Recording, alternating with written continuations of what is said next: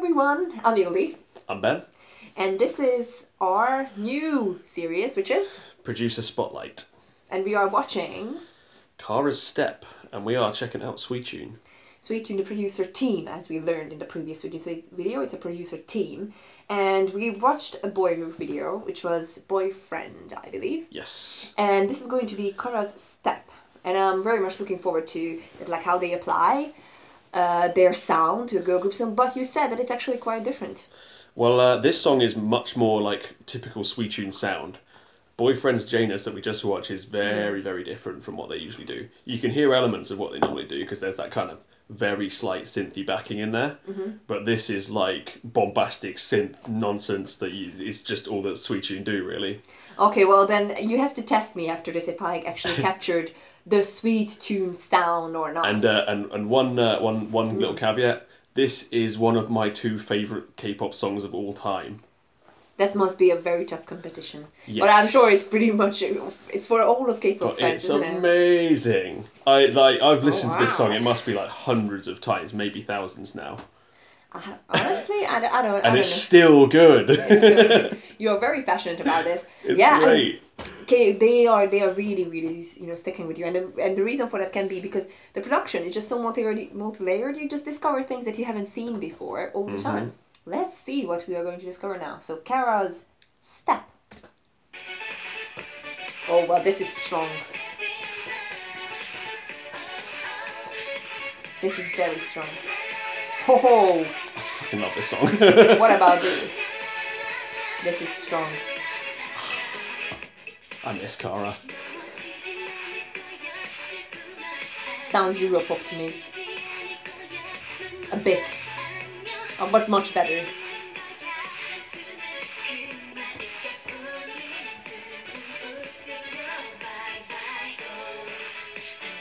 This is good. This part is good. Wait.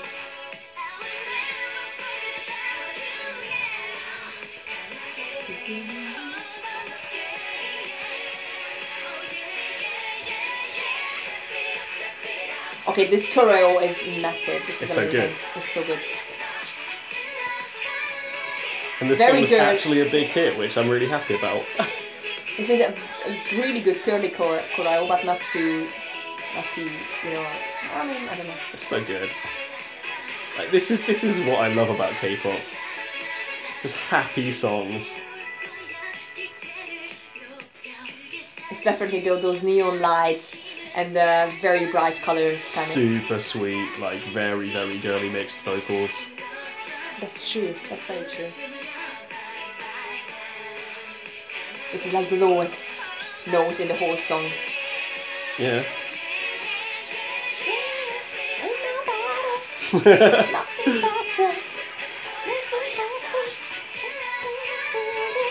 This could be mixed. It could. It's very similar chord progression. Also, these words they're walking past are the name of all their previous songs. So this is Step. They walked past Rock You, that was their debut.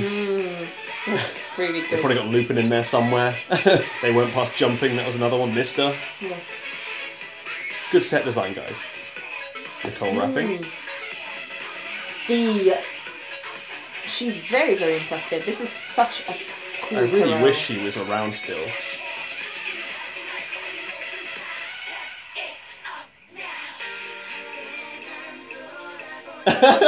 Jungkook.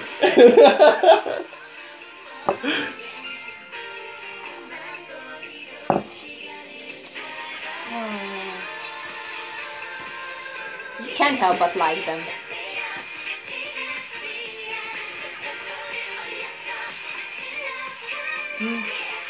You can't help but like them, honestly. They're so charming. I want to be in their gang. Yeah? You want to be in that massive gaggle of people behind them. And I love the shoots as well.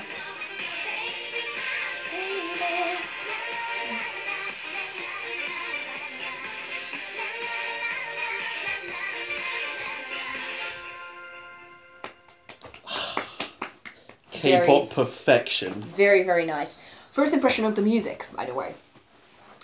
it, you know, some of the sounds that it was mixed in, it already felt a bit nostalgic in a sense that like, you know, they used some sounds that were popular in the 80s, or like some synth sounds, but it was very modernized for the year that they were performing it.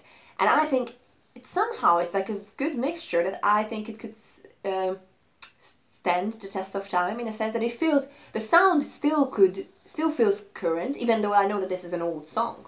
It doesn't feel that much out of time, but while I would argue that maybe it's just because of like the whole dramatic effect, but like again, it's different preferences and everything. Like this still sounds very current, especially I like the bridge part. It because it took out some of the some of the drums, and it became a bit lighter and softer, so there was an opportunity to build up to the chorus again, which was just brought back all the beat. Yep. You know, that break in the middle, which was like completely broke the visuals. It was just a bit unusual for me. Like it went into you know, like a face mask commercial, which are gorgeous. Those are gorgeous, so that's not a bad thing. Like those are amazing, and I'm like, oh, can I? Ji-young with a beauty commercial.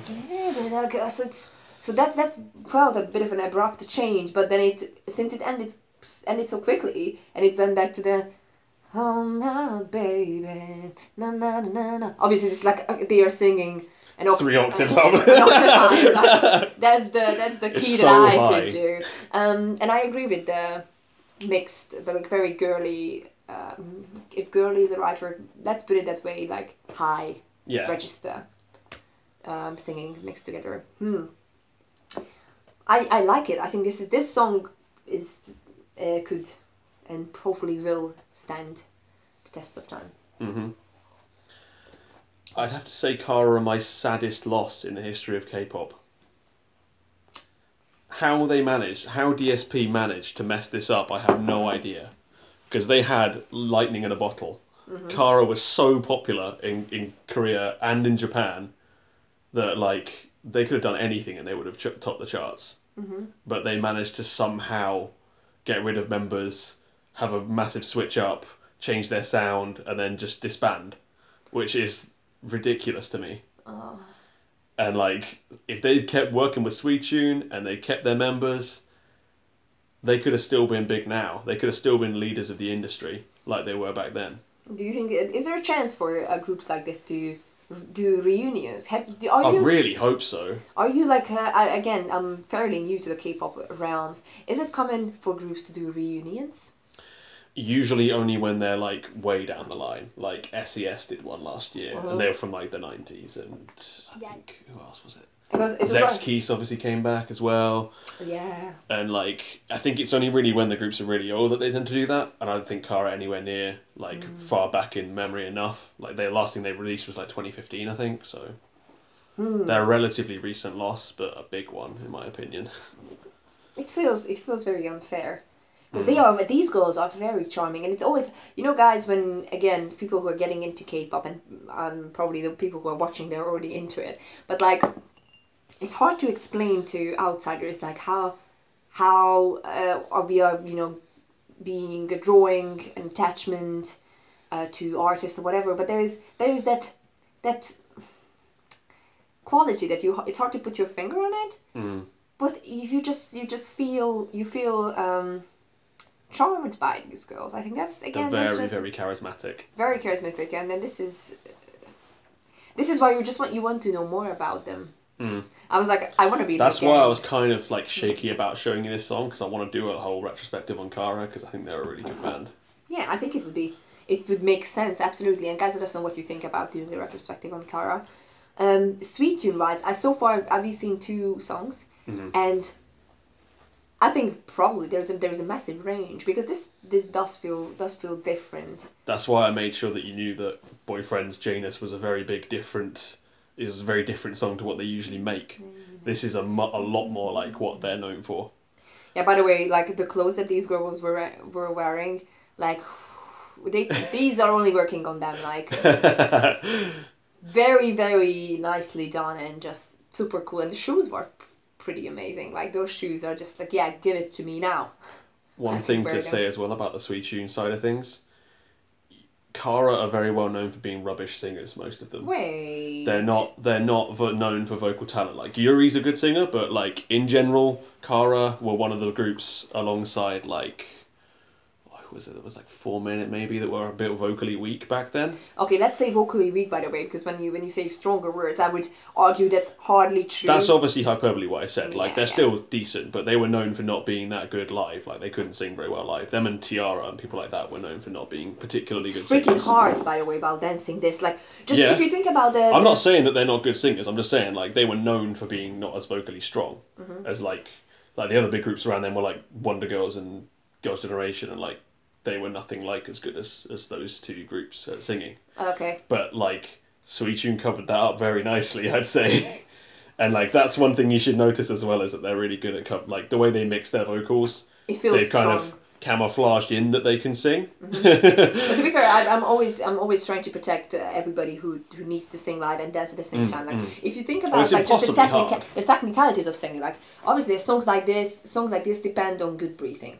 And if you looked at that choreography, if they need to do anything near like this on a music show, this is where you should take the breath instead of here up here in the lungs, so you can do the high notes and then you can do you can sing on the beat. But if you're moving your hips constantly, It's really hard. it's very, very hard. And when you're short of breath because you've been moving around a lot. And it's almost like this is where you should take the breath basically, and this is the area which they are constantly moving in the choreography. Like, have you noticed that? Like, it's not like with the arms or whatever. It's all hips here. and, It's all and hips stomach. and stomach movements, and then like going down and coming and back. This is again pulling stretching yourself all back the up on the mic muscles. stand. Yeah. So like. But one thing I I will mean- never defend is Hara's singing live. She is, like, hysterically bad at singing. It's, like, unbelievable. She's, like, as bad as I am at karaoke. Oh, come It's on. genuinely bad. If Ben you is watch... not bad, so I'm guessing she's Oh, I am, though. You heard my no. Well, I would. But, like, Hara's, like, got probably the worst... have you ever watched MR Removed videos? I'm trying to avoid them because I feel that they are a bit unfair to singers and performers. So I'm trying to avoid them because it's just like everybody makes mistakes. Everybody has those days. it's like, did you recognize that, by the way? I did, yeah. Hannah Montana. It's like so I feel that it's a bit unfair to just point out like individually the mistakes, and those compilation videos, even though it can be enjoyable watching, I'm trying to stay away because I have some singing background myself, and like obviously we make mistakes all the time. Let us know what you guys think, and again, be respectful and nice and kind in the comments, because then we can have a great discussion. See you guys in the next episode of the Producer Spotlight. See you soon.